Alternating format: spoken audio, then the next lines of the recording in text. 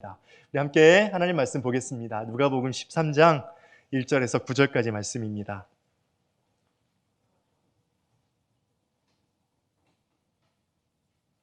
누가복음 13장 1절에서 9절까지 말씀, 우리 한 절씩 교독하고 9절을 함께 읽겠습니다.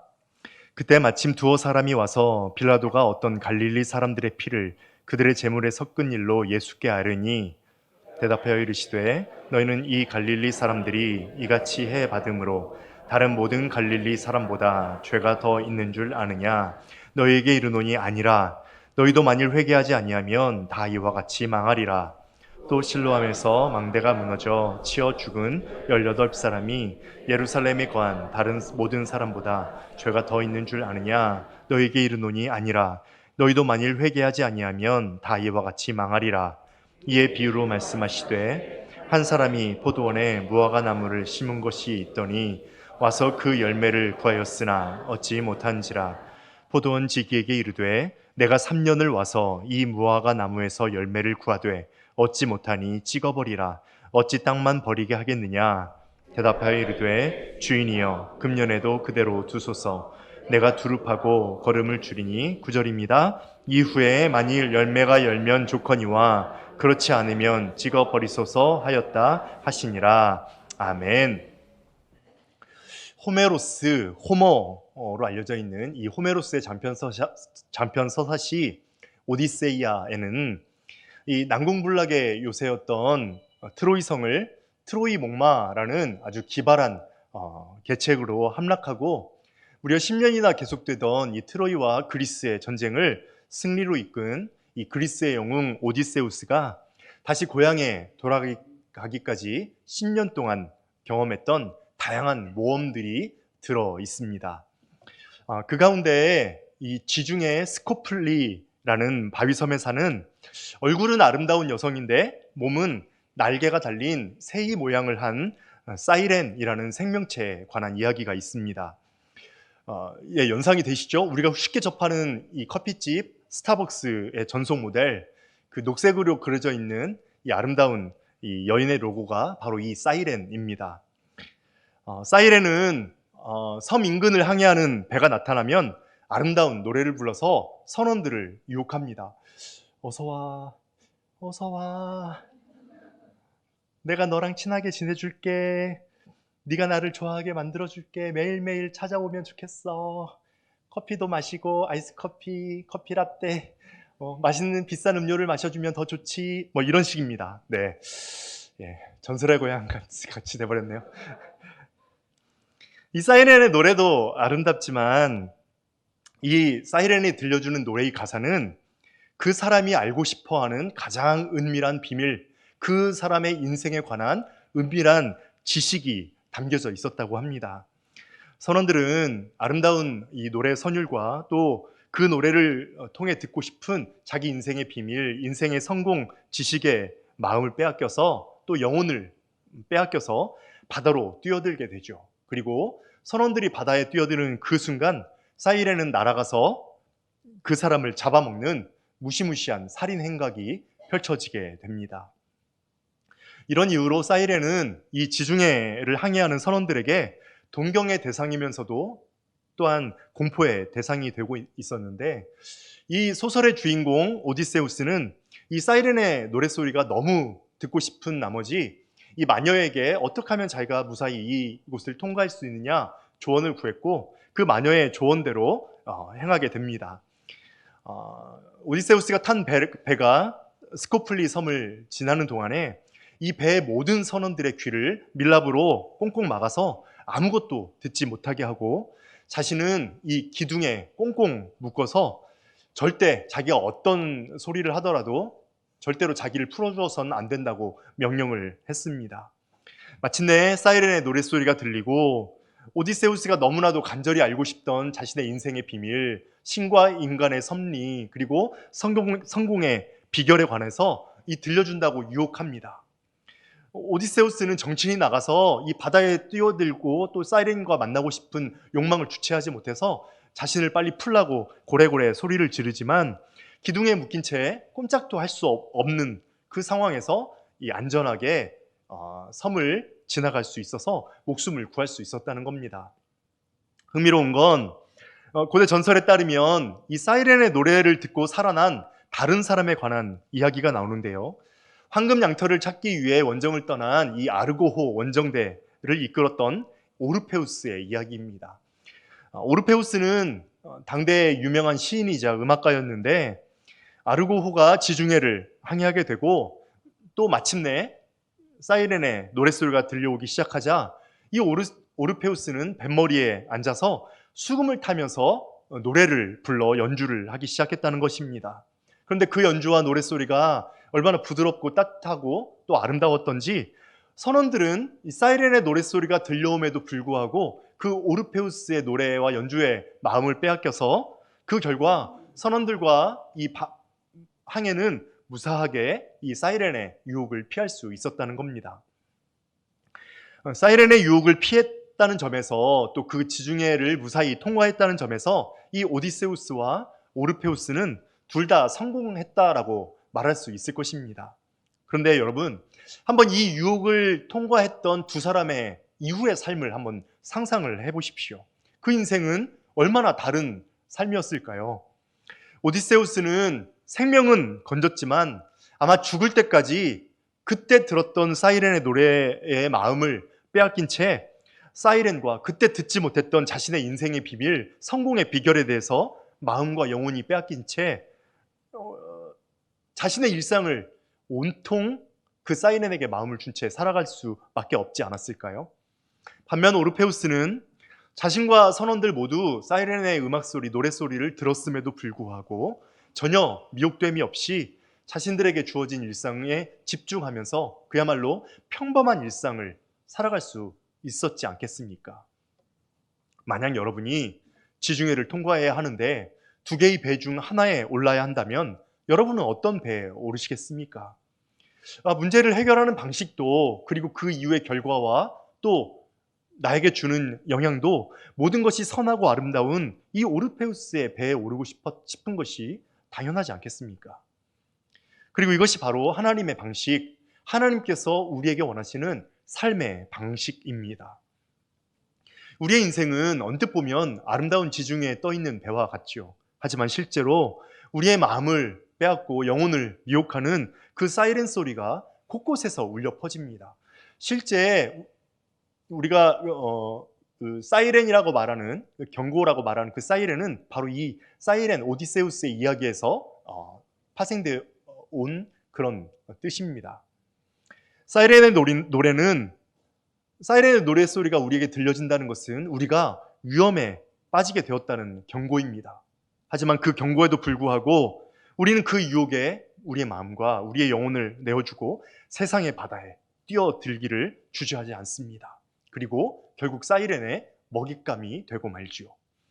땅값을 올려준다는 소리, 집값을 올려준다는 소리에 우리는 마음과 영혼을 빼앗깁니다.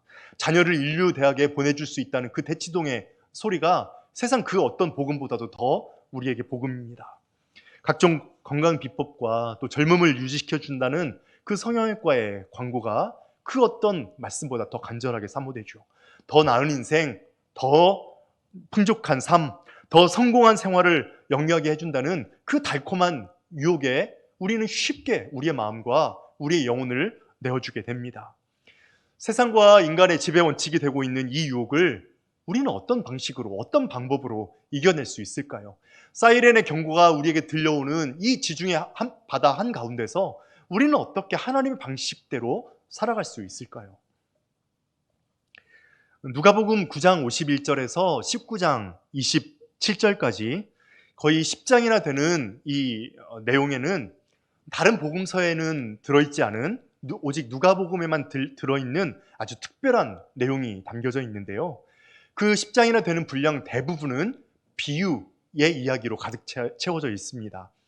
우리가 잘 알고 있는 대부분의 비유들, 예를 들면 선한 사마리아인의 비유라든지 망대와 전쟁의 비유라든지 잃어버린 동전, 잃어버린 양, 또 잃어버린 아들 탕자의 비유라든지 불의한 청지기의 비유, 부자와 나사로의 비유 같은 우리가 너무나도 쉽게 많이 들어왔고 쉽게 알고 있는 이 비유들이 오직 이 누가복음 9장 51절에서 19장 27절까지의 내용 안에 들어져 있습니다. 이 비유들은 모두 한 가지 주제에 관한 것인데요. 바로 하나님 나라와 제자도에 관한 것입니다.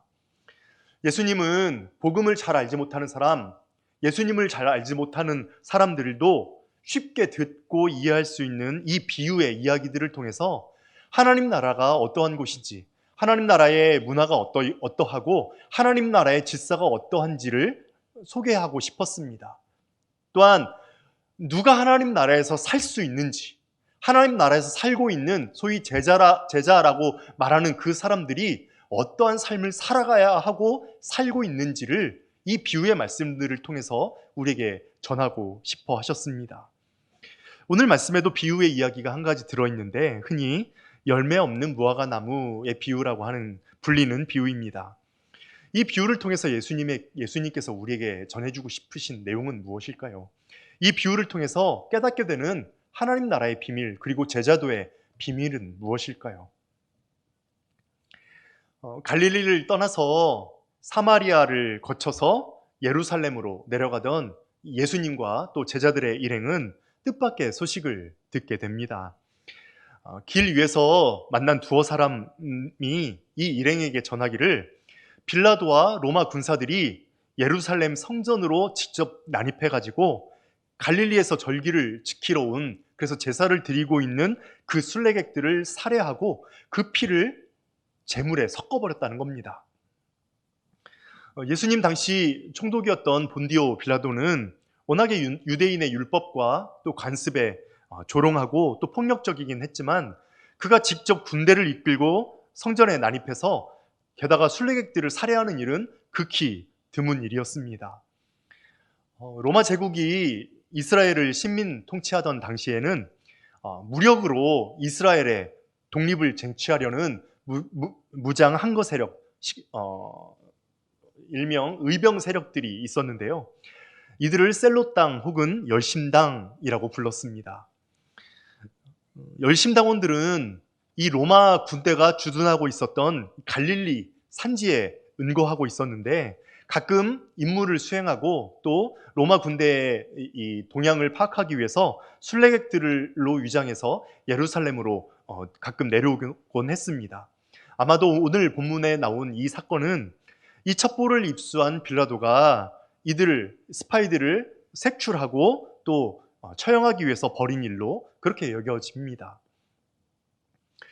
이 끔찍한 소식은 지금 예루살렘으로 내려가는 예수님 일행과 또 예루살렘의 절기를 지키기 위해 내려가는 그 순례객들에게 큰 동요를 일으켰고 두렵게 만들었습니다. 예수님께서 이루실 과업을 돕기 위해서 예수님과 함께 그 길을 떠난 사람들이든 아니면 큰 마음 먹고 내 평생 예루살렘에 가서 절기를 지키리라 생각했던 그 순례객들이든 이 사람들이 전한 이 소식을 듣고 더 이상 여행을 계속해야 할지 예루살렘으로 계속 내려가야 할지 말지를 진지하게 고민하도록 만들었을 것입니다. 여러분, 만일 우리가 선교 여행을 떠나기로 했는데 그 선교지의 그 시장이 한국에서 방문한 목회자와 한국의 성도들을 무조건 죽이거나 가둔다는 소식이 우리에게 전해졌다고 합시다.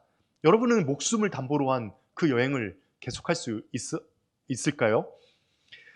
두려워서 웅성거리는 사람들 사이로 한 무리의 유대인들, 아마도 종교 지도자였을 것이라고 추정되는 그 유대인들이 큰 소리로 말합니다.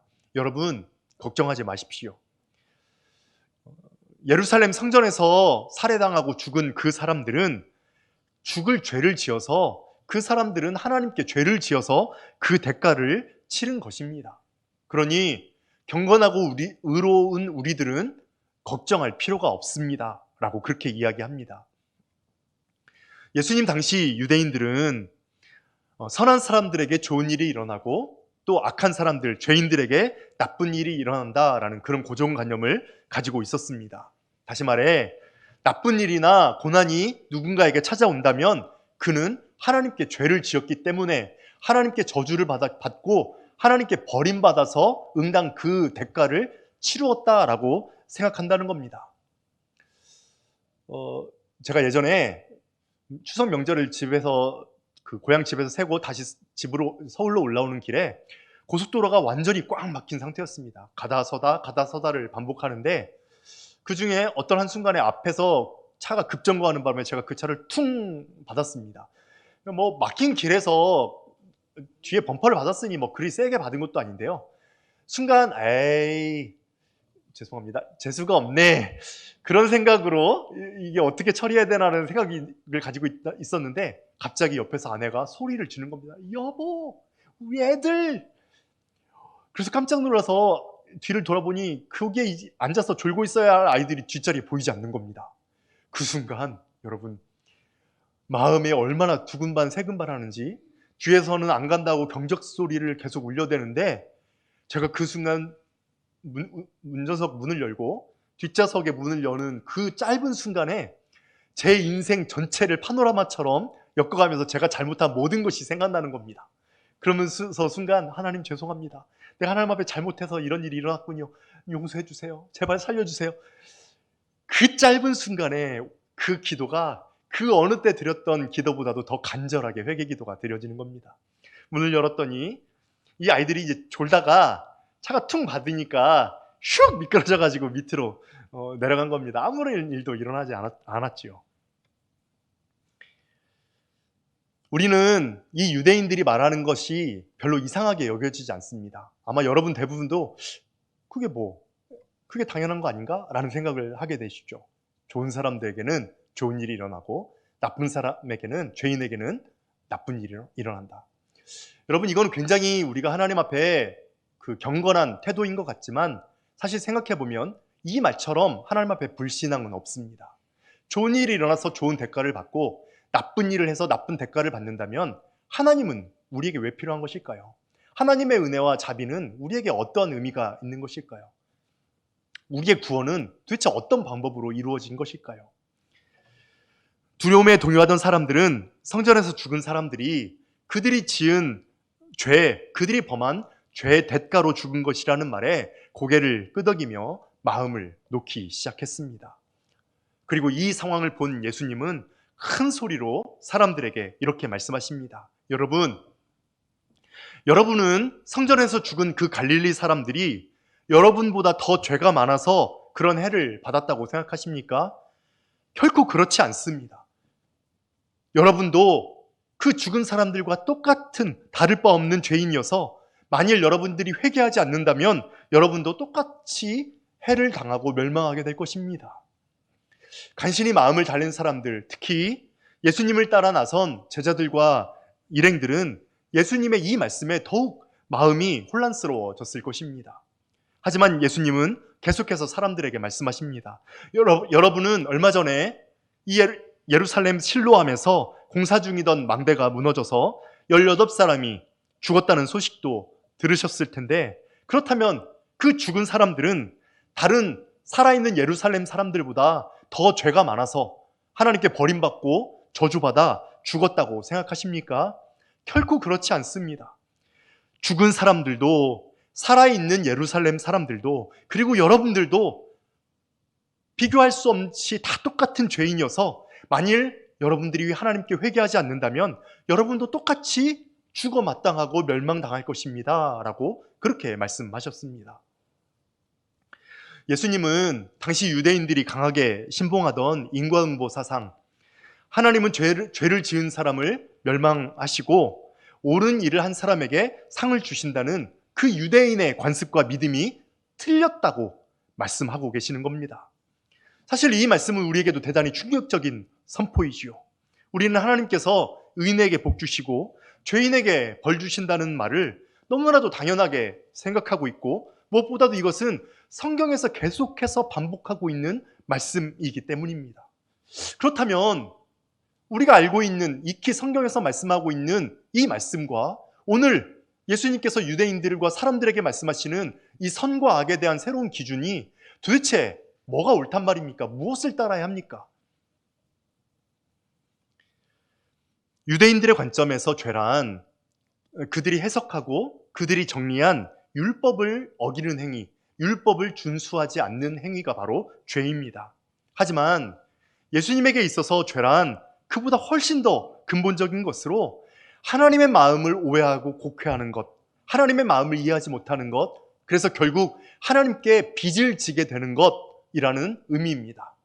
그래서 예수님께서 말하시는 죄인이라는 헬라어의 본뜻은 빚을 진 자들 혹은 빚을 지다라는 뜻을 가지고 있습니다.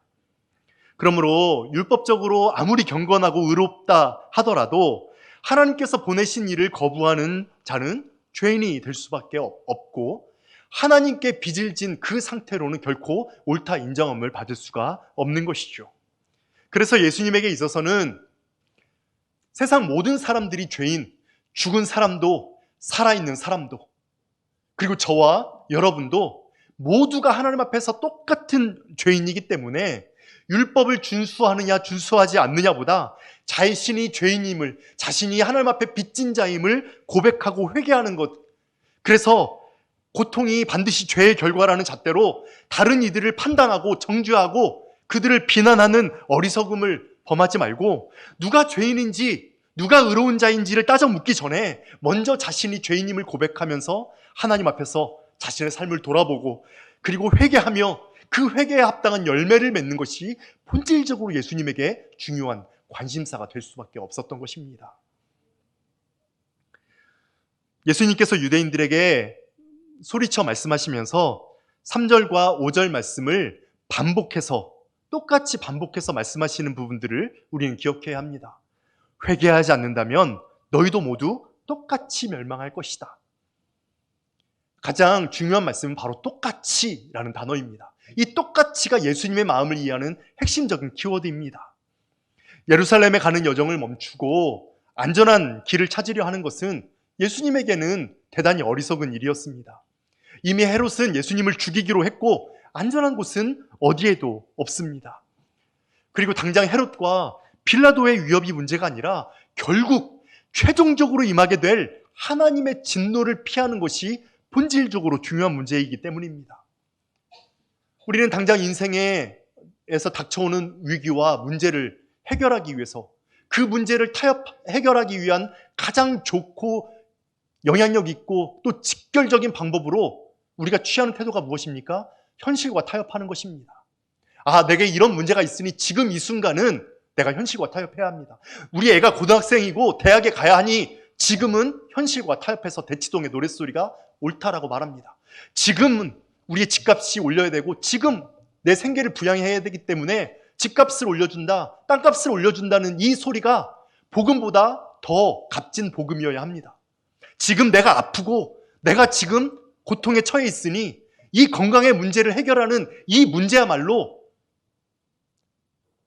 하나님의 모든 복음보다 지금 내가 세상과 타협하는 것이 가장 중요한 이슈가 되는 것입니다. 우리는 그렇게 지금은 어쩔 수 없어, 지금은 다른 사람들도 다 그래, 지금은 이것도 이해해 주실 거야 라는 그런 핑계로 우리 앞에 다가오는 문제들을 해결하기 급급하죠. 하지만 오늘 예수님께서 우리에게 똑같이 멸망할 것이라는 사실은 결국 이 문제를, 당장 우리 앞에 펼쳐져 있는 이 문제를 해결하는 것이 중요한 것이 아니라 모든 것이 지나간 후 우리가 종국에 최종적으로 그리고 반드시 맞게 될 그 하나님의 심판 때 하나님의 판단을 두려워하며 그 심판을 피하기 위해서 우리의 인생에 초점을 맞춰야 한다는 말씀이십니다. 당장 인생의 성공과 우리의 인생의 안전을 위해서 길을 찾겠다고 우리는 발버둥 치죠. 그리고 그러한 삶의 모습은 늘 정죄와 판단 혹은 회피와 배신입니다. 하지만 이는 종국적인 파멸에, 종국적인 심판에 대비를 하지 않는 그런 모습들이죠. 그렇다면 죄인과 의인을 구분하는 기준을 새롭게 우리에게 제시하시는 그 예수님의 말씀을 우리는 어떻게 받아들여야 할까요? 우리처럼 도대체 무엇이 옳은 것인지, 도대체 어떻게 우리는 의인과 죄인을, 죄와 의를 판단하고 구분해야 할지 예수님의 얼굴만 바라보고 있던 제자들과 사람들에게 예수님께서는 이야기 하나를 들려주시는데, 이것이 바로 열매 없는 무화과나무 비유입니다. 이 비유의 내용은 이와 같죠. 저희 양주시에 커다란 포도원을 운영하는 이 주인이 포도 못지않게 무화과나무를 좋아하는 터라 포도원 한 귀퉁이에 무화과나무를 몇 그루 심었습니다. 이렇게 포도나무와 무화과나무를 함께 심으면 서로가 성장에 큰 도움이 되었고, 게다가 무화과나무는 심은 첫 해부터 열매를 거두기 시작해서 3년이 지나면 가장 큰 수확을 거둘 수가 있었습니다. 하지만 주인의 기대와는 달리 1년이 지나도 무화과나무에는 열매가 맺혀지지 않습니다. 다시 1년을 지난 후에도 주인은 열매를 거두지 못합니다. 그리고 3년이 되던 어느 여름날, 가지만 무성할 뿐 무화과나무를 여전히 맺지 못하는 그 나무를 본 주인은 화가 머리끝까지 뻗쳐서 포도원지기를 호출합니다. 포도나무에 열심히 농약과 또 약을 뿌리다가 이 주인의 호출을 듣고 급히 달려온 이 포도원지기는 주인의 이 분노를 달래기 시작합니다. 당장 이 쓸모없이 땅만 차지하는 이 나무를 베어버리라는 그 주인의 명령에 이 마음씨 좋은 포도원지기는 주인을 고정시키면서 이야기하죠. 주인님, 고정하시고 1년만 더 기회를 주십시오. 1년만 더 내버려 두십시오. 제가 잘 돌보고 거름도 좋은 것으로 한번 주어 보겠습니다. 만약 내년에도 열매가 없으면 그때 잘라버리셔도 되지 않겠습니까? 여러분, 비유라는 것은 비유를 말하는 사람의 의도를 이 이야기에 실어서 전달하는 그런 장치입니다. 그래서 이 비유를 해석하는 가장 큰 원칙은 이 비유를 누가 누구에게 했는지, 그리고 이 비유를 말할 수밖에 없었던 당시의 상황, 특별히 갈등의 상황이 무엇이었는지를 이해하는 것이 굉장히 중요합니다. 게다가 이 비유는 현실을 빗댄 것이기 때문에 비유에 등장하는 인물들은 반드시 현실의 누군가를 상징하는 것입니다. 이 비유에서 포도원의 주인은 누구를 상징할까요? 하나님을 상징합니다. 그리고 포도원 지기는 예수님을 상징하죠. 그렇다면 열매 없이 자리만 차지하고 있는 이 쓸모없어 보이는 무화과나무는 누구를 상징할까요? 예수님의 이야기를 지금 듣고 있는 유대인들, 그리고 바로 우리들을 상징합니다. 하나님 나라를 선물로 받고 그 구원이라는 놀라운 은혜를 받고 하나님의 자녀, 하나님 나라의 제자가 될 수 있는 그 영광스러운 복을 받고 그리고 누리고 있으면서도 여전히 하나님의 기대, 하나님의 뜻과는 무관하게 살아가고 있는, 하나님의 마음을 늘 괴롭히고 하나님 나라의 방해가 되고 있는 저와 여러분들, 바로 우리들을 상징하고 있지요. 하나님을 빗댄 포도원 주인의 또 다른 이름은 저스티스입니다. 그리고 예수님을 상징하는 이 포도원 지기의 또 다른 이름은 mercy입니다. 포도원 주인은 이 열매 맺지 못하고 자리만 차지하고 있는 무화과 나무를 심판해서 잘라버리자고 말합니다. 왜냐하면 그것이 정의이고 공의를 따르는 길이기 때문입니다. 하지만 포도원 지기는 지금은 쓸모없어 보이지만 그가 가지고 있는 생명의 가능성을 믿고 한 번 더 기회를 주어보자고 말합니다. 왜냐하면 그것이 자비의 본성, 사랑의 본성이기 때문입니다. 예수님의 이 비유는 지금 누구에게 들으라고 하는 말씀인가요? 고통을 당하는 사람은 다 하나님께 저주를 받고 하나님께 심판을 받아 죄를 얻어서, 다시 말해 율법을 준수하지 않았기 때문이라고 말하는 그 유대인들에게 하나님의 마음은 그것이 아니라고, 하나님의 뜻은 그것이 아니라고 지금 말씀하고 있는 겁니다. 죄는 하나님을 떠나 있는 상태이고 우리 모두는 하나님 앞에 빚진 자 모두가 죄인일 수밖에 없으니 누구를 비난하고 정죄하고 판단하기 전에 먼저 우리 스스로를 돌아보고 회개하며 그 회개에 합당한 열매를 맺어야 한다고 지금 이 비유를 들려주시고 있는 겁니다.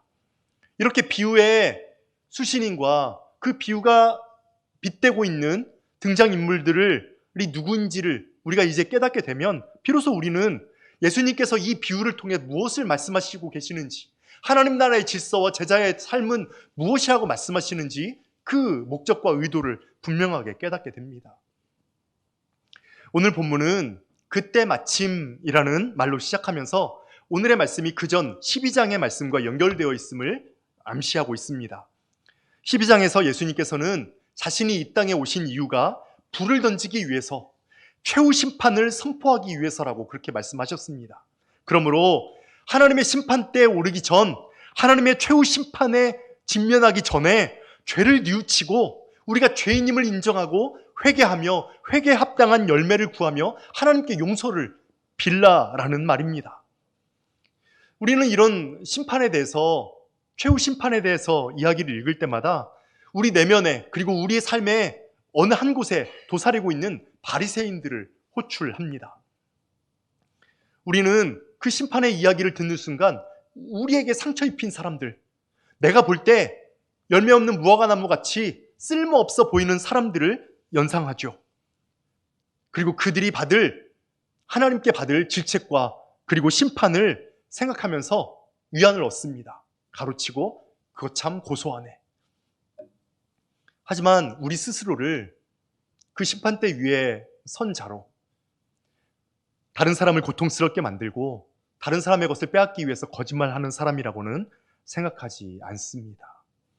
하나님은 이렇게 생각하는 유대인들, 그리고 우리들에게 지금 말씀하고 계십니다. 너희는 모두 나에게 빚을 진 자라고, 그것을 갚을 능력이 너희에게는 없으니 내게 용서와 자비를 구하라고, 곧 의의 심판이 있을 것이라고 말입니다. 예수님께서 이 땅에 오셔서 간절히 찾아 헤매는 것은 바로 회개에 합당한 열매, 회개의 열매였습니다. 하지만 지금까지는 아무런 열매도 찾지 못했지만 이 포도원지기 예수님께서는 다시 한번 우리를 믿고 기회를 주려고 하십니다. 포도원지기가 주인에게 말합니다. 주인님, 이 나무를 올해만 그냥 두십시오. 그동안에 내가 그 둘레를 파고 거름을 주겠습니다. 그렇게 하면 다음 철에는 열매를 맺을지도 모릅니다. 그때 가서도 열매를 맺지 못하면 찍어버리십시오. 인내심이 한계에 이른 주인이 사형 판결을 내리기 전에 이 쓸모없는 나무 주변을 깊게 파고 거름을 주어 어떻게든 생명을 주입하려고 하는, 여러분, 이 예수님의 말은, 이 포도원지기의 말은 나무를 찍어버리겠다는 말입니까? 아니죠. 이 나무를 포기할 수 없다는 말입니다. 어떻게 하든 이 나무가 살아날 수 있도록 하나님 보시기에 의롭다 인정받는 그 열매를 맺기까지 참고 기다려달라는 예수님의 간절한 호소이자 다짐 아니겠습니까? 주인님이 이 나무를 찍어 없애는 일이 생기지 않도록 나는 목숨을 걸겠습니다 라는 말로 여러분 들리지 않으십니까? 결국 이 포도원지기는 이 쓸모없는 열매 맺지 못하는 무화과나무를 살리기 위해서 단 하나의 열매를 기대하면서 최선을 다해 아침 새벽부터 밤늦게까지 이 나무를 돌보았을 것입니다. 포도원지기임에도 불구하고 한 그루의 무화과나무, 그 많던 포도나무는 뒤로 한 채 그 잃어버린 한 그루의 포도나무에 집중하여 돌보고 싸매고 기도하며 돌보았을 것입니다. 급기야 그 나무에 자신을 의지한 채 자신의 살을 찢어 그 나무에 거름으로 주고 자신의 피를 쏟아 그 나무가 살아날 생명수로 그 나무를 살리고자 했던, 여러분, 우리는 그 사실을 너무나도 잘 알고 있지 않습니까?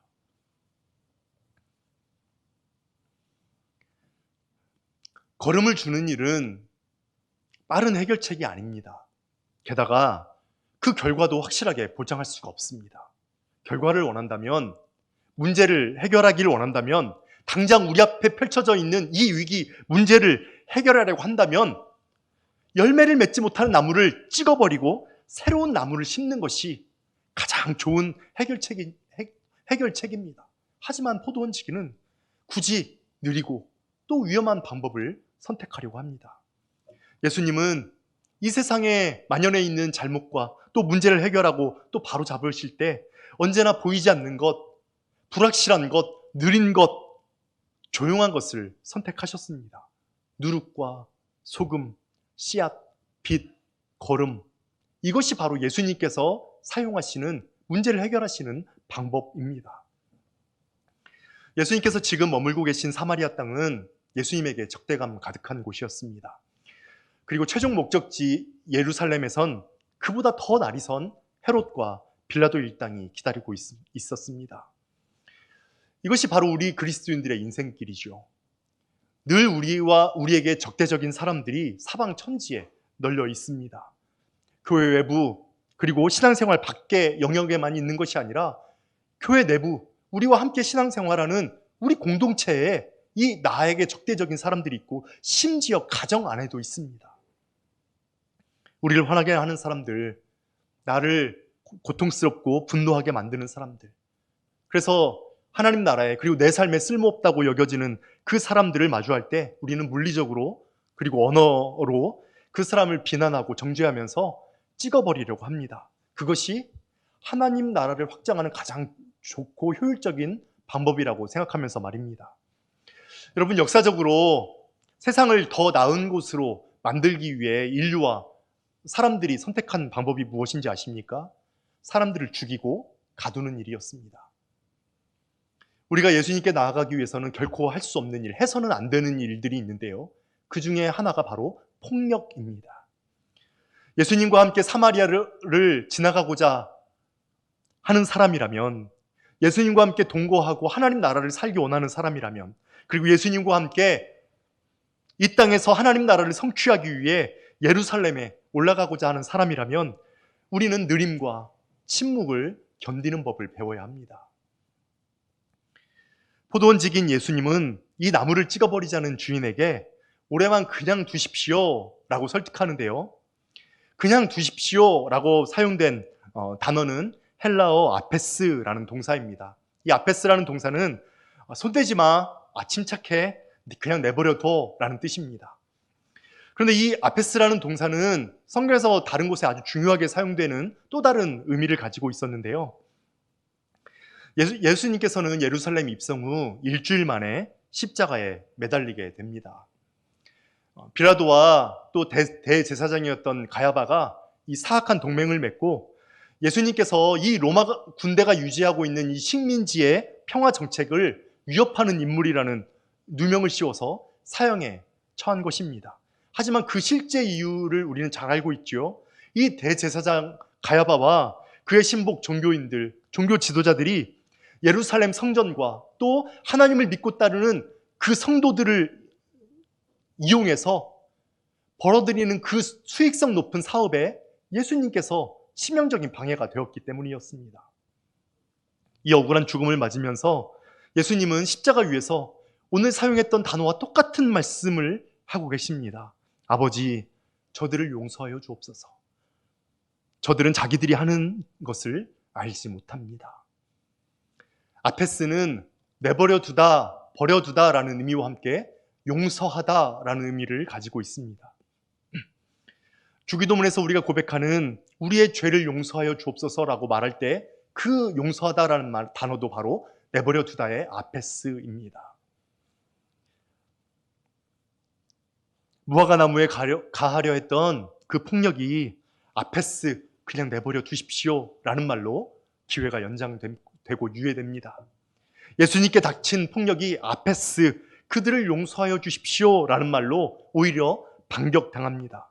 여러분, 십자가 위에서 선포한 아페스, 예수님의 용서는 예수님을 죽인 로마 군병들과 또 대제사장과 종교 지도자들이 우리가 큰 실수를 했습니다, 우리가 큰 죄를 지었군요 라고 자신의 죄를 깨닫고 뉘우친 후에 예수님께서 그래, 그러면 용서할게 라고 말씀하시는 그런 수동적인 반응이 아닙니다. 여전히 자신들이 지금 무슨 죄를 저질렀는지, 자기가 지금 어떠한 일을 벌이고 있는지도 깨닫지도 알지도 못하는 그 무지하고 어리석은 그 사람들에 대하여 예수님께서는 선제 공격을 하고 계시는 겁니다. 내가 너를 용서하마. 하나님께서 너를 용서하여 주시길 원한다. 그러므로 예수님의 앞에서 이 용서해달라는 기도는 세상 그 어떤 말보다도 더 강력한 공격 무기요, 이 문제를 해결하고 타개하는 방법이지 않습니까? 우리가 무엇을 하는지 우리는 스스로 알지 못한 채 나중 결국 우리가 당하게 될 그 하나님의 심판 때는 관심도 없이 지금 우리에게 닥쳐 있는 문제들, 그것이 건강의 문제든 자녀의 문제든 우리의 삶의 풍성의 문제든, 우리는 그 문제를 해결하기 위해 그저 한 발, 그 사이렌이 머무는 그 바다에 발을 내밀고 한 발은 애매하게 배에 올라타 있는 이 이율배반의 삶을, 그런 삶을 살아가고 있는 우리를 향해서 예수님께서는 주님, 저 열매 맺지 못하는 무화과 나무를 용서해 주십시오. 저들은 자신이 무엇을 하고 있는지 알지 못합니다. 그냥 내버려 두십시오. 내 피를 갈아, 내 살을 찢어 이 나무에 거름을 주어 보겠습니다. 예수님께서는 말씀하고 계시는 겁니다. 어떠한 존재 조건도 없이 예수님은 우리를 위해 기도하고 계십니다. 얼마나 놀라운 은혜입니까? 얼마나 위대한 사랑입니까? 지금은 고1 중3인 우리 아들과 딸이 초등학교 6학년, 초등학교 5학년 때 일입니다. 계속 대안학교에 다니다가 제가 그 직장을 옮기는 그 사이에 집 옆에 있는 일반 학교에 1년 동안 보낸 적이 있습니다. 염려가 되지 않았던 것은 아니지만 아마 이 아이들이 지금까지 해온 것에 보면 잘 적응할 것이라는 믿음을 가지고 일반 학교에 보냈는데 정말 며칠이 되지 않아 그 기대는 완전히 무너지고 말았습니다. 몇 개월 지나지 않아서 정말 우리 가정에 발생하는 수 없는 문제들로 가족 모두가 대단히 힘든 시간을 보낼 수밖에 없었는데요. 우리 아이들의 불만은 왜 우리는 PC방이나 노래방에 가면 안 되느냐? 왜 우리는 핸드폰을 안 사주느냐? 왜 우리는 컴퓨터 게임을 하면 안 되느냐? 왜 우리는 다른 애들의 비위를 맞추면서 그렇게 살아가야 하느냐에 관한 것들이었습니다. 그 중에서도 가장 큰 문제는 단연 신앙에 관한 문제였습니다. 어느 날 아들, 딸과 진지하게 대화를 나누는데 이 아이들이 아빠가 목사라는 말을 친구들에게 하지 못한다는 겁니다. 게다가 자신이 교회를 다닌다는 사실도, 기독교인이라는 사실도 말할 수 없다는 겁니다. 왜? 라고 물었더니 기독교인이라고 하면, 교회를 다닌다고 하면 아이들이 놀릴까봐 겁났기 때문이라는 겁니다. 아빠가 목사라고 하면 친구들이 놀릴까봐 그것이 두려워서 교회는 다 뻥이라고 그렇게 이야기하기 때문에 차마 그렇게 말하는 아이들 앞에 자기는 교회를 다니고 기독교인이며 목사의 자녀라고 말할 수가 없었다는 겁니다. 예수님께서는 교회와 성도들에게 세상의 빛이, 세상의 소금이 되라고 그렇게 간절하게 부탁하고 말씀하시지만 정작 세상 사람들로부터 말할 수 없는 조롱과 멸시의 대상이 되고 있는 그 까닭이 무엇일까요? 그 즈음 연말쯤에 딸을 재우면서 얘기를 깊게 나누는 적이 있었습니다. 그런데 갑자기 딸이 이런저런 얘기를 하더니 눈물이 터져서 정말 대성통곡하면서 크게 흐느껴 우는 것입니다. 그러면서 이렇게 얘기를 하는 것이죠. 아빠, 나는 기독교인이 아니었으면 좋겠어. 아빠가 목사가 아니었으면 좋겠어. 왜? 뭐가 힘들어? 너무 힘들잖아. 착하게 살아야 해서. 친구들한테 욕도 하지 못해서. 하고 싶은 것이 있는데 다 참아야 해서. 친구들이 카톡을 통해 나를 왕따시키고 내가 아무런 잘못도 없는데 나에게 이런 아픔을 주는데 나는 그들에게 똑같이 욕하지 못해서 참아야만 해서 너무 괴롭고 힘들어. 아빠, 나는 기독교인이라는 게 너무 힘들어. 딸의 이야기를 들으며 마음이 정말 괴롭고 아팠지만 저는 이 딸의 고백이야말로 하나님께서 원하시는 참된 그리스도인의 고백, 하나님께서 진정으로 찾으시는 회개에 합당한 열매라는 그런 생각을 했습니다. 착하게 살아야 해서, 욕도 하지 못해서, 화도 내지 못해서 용서하고, 그래서 용서해야만 해서, 손해봐야만 해서 아프고 고통당하는 그 마음으로 인해서 하나님 앞에 눈물을 흘리는 그 눈물의 한 방울, 그 눈물 한 방울에 담겨져 있는 하나님을 사모하고 하나님이 안 된다고 진심으로 고백하는 그 간절한 열망, 이것이 바로 기독교인으로 살아가는 삶의 모습이 아닐까요? 이것이 바로 하나님께서 우리에게 원하시는 하나님의 마음, 이것이 바로 하나님 나라에서 벌어지는 일이요, 하나님 나라에서 살아가는 이들이 살아가는 삶의 고백들이 아닐까요? 사랑하는 세움의 우리 지체 여러분, 우리 앞에는 당장 해결해야 될 수많은 문제들이 펼쳐져 있을 것입니다. 그것이 경제적인 문제든 관계의 문제든 자녀 교육의 문제든 입시와 취업의 문제든 그 어떤 문제든 그것은 우리 인생에서 정말 중요하게 여겨지고 시급하게 여겨지는 문제들입니다. 하지만 그 문제를 해결하기 위해서 결국 우리에게 다가올 심판을 모른 채 하고 그 바다에 사이렌이 속삭이는 그 노랫소리에 여러분의 몸과 마음을 빼앗기지 마십시오. 이 땅은 여전히 우리에게 적대적이고 사이렌의 유혹은 끊임없이 우리에게 손짓하지만 결국 하나님 앞에 설 그때를 기억하고 믿으면서 우리가 하나님의 마음을 이해하고 하나님 나라를 살고 하나님 나라의 제자로 살아갈 수 있기를 간절히 축복합니다. 기도하겠습니다.